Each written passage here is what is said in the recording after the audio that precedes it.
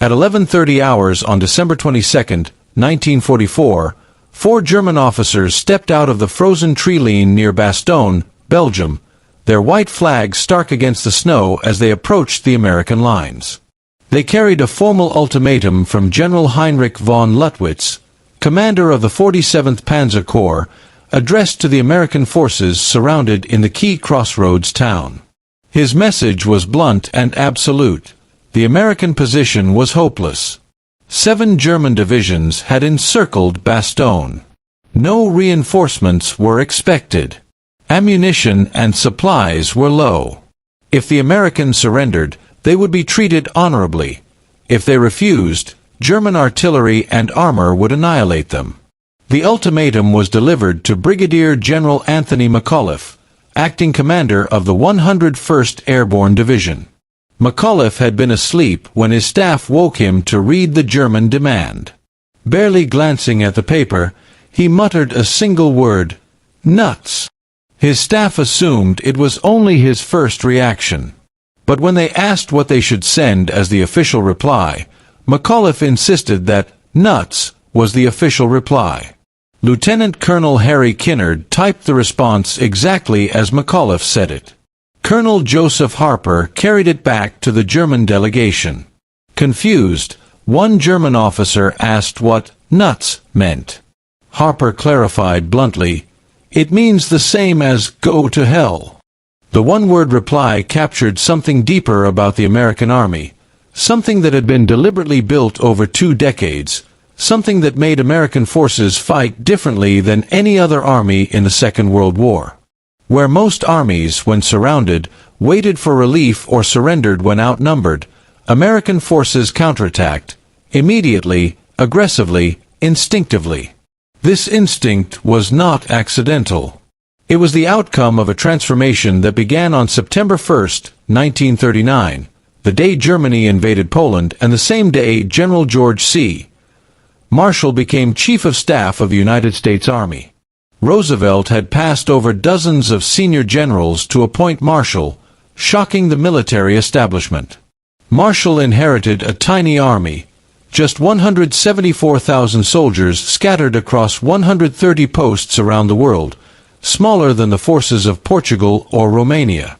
Equipment was outdated. Training focused on ceremonial duties rather than combat. Most officers spent more time filing paperwork than practicing battlefield skills. The U.S. Army resembled a constabulary force, not a modern combat organization.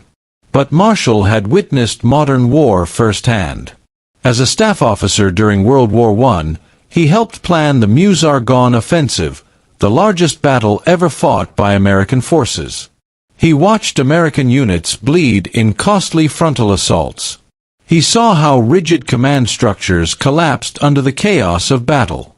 He understood deeply that the next war would be faster, more mobile, and deadlier, and that American forces needed a radically different doctrine emphasizing flexibility, initiative, and relentless offensive action.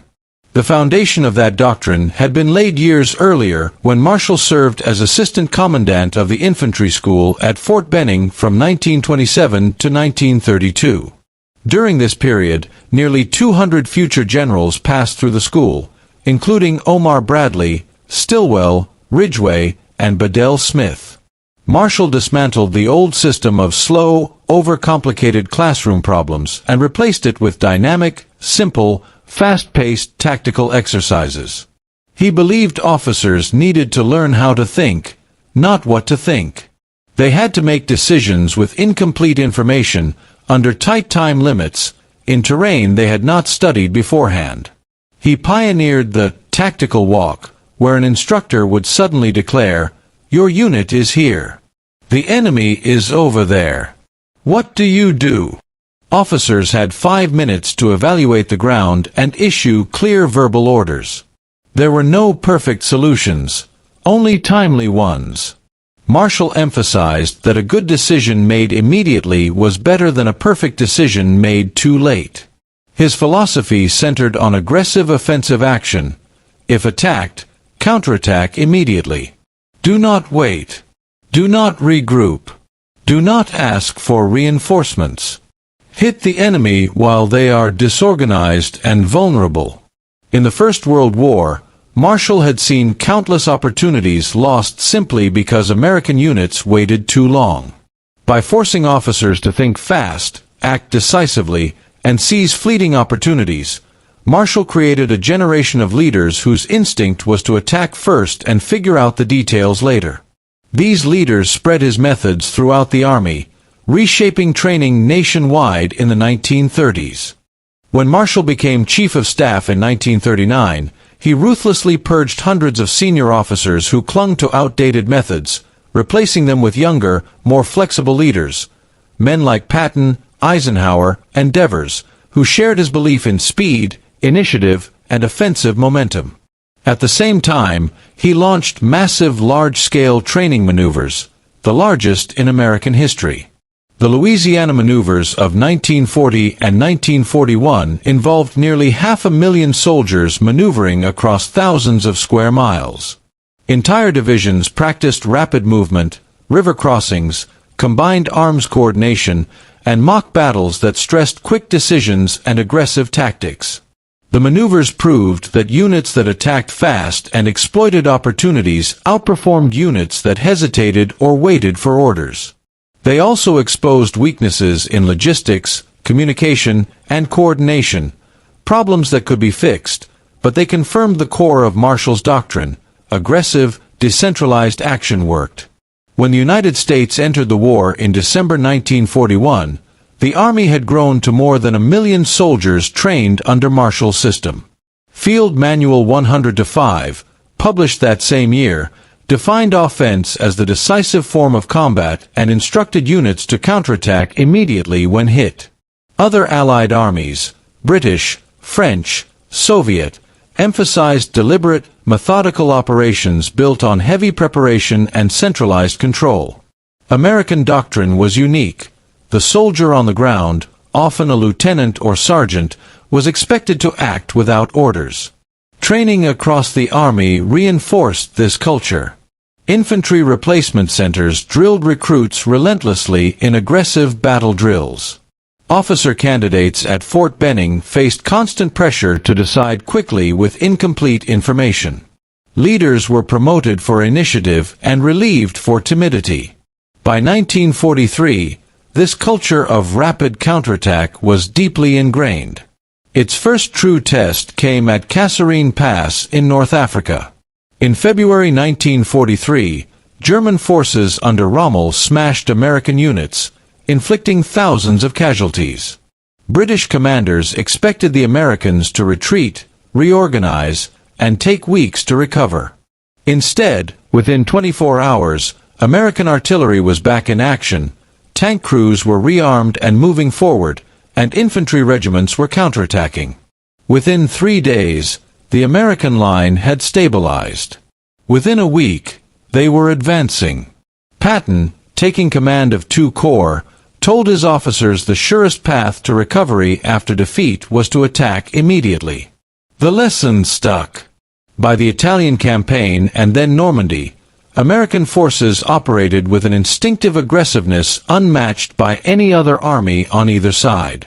So when the Germans launched their massive Ardennes offensive on December 16, 1944, 250,000 men, 1,000 tanks, complete tactical surprise, it was this doctrine that shaped the American response.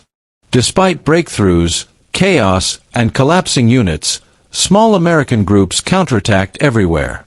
These actions, often small and sometimes tactically unsuccessful, bought precious hours the Germans could not afford to lose. Meanwhile, Eisenhower and his staff moved whole divisions to counterattack the German thrust rather than form a static defensive line. At a crisis meeting in Verdun on December 19, Eisenhower told his commanders the German attack was not a disaster, but an opportunity. Patton stunned the room by announcing he could turn his entire Third Army north and counterattack within 48 hours. Eisenhower gave him 72. Patton had already quietly prepared plans, nicknamed nickel, dime, and cent, for just such a maneuver. His staff worked through the night. Officers at every level acted immediately, rerouting convoys, moving artillery, disengaging from current battles, and turning entire divisions north. On December 22nd at 0630 hours, only 66 hours after the meeting, Patton's army attacked into the German flank. And at Bastogne, where 15,000 American soldiers held out against 7 German divisions and delivered the famous one-word reply, the defense itself reflected every principal marshal had spent 2 decades building: initiative at the lowest levels, refusal to wait for orders, relentless tactical aggressiveness, and the instinct to counterattack even when surrounded. The Germans believed they had trapped a helpless American force. Instead, they had surrounded a force trained for this exact kind of fight, a force whose doctrine, leadership, and culture made its resistance not only possible, but inevitable. And so the word, nuts, was far more than a sarcastic refusal. It was the distilled essence of an entire military philosophy, forged in the lessons of the First World War, reshaped at Fort Benning, tested in North Africa, Sicily, Italy, Normandy, and finally proven in the snowy woods of the Ardennes. It was the American Army's character expressed in one perfect, defiant word.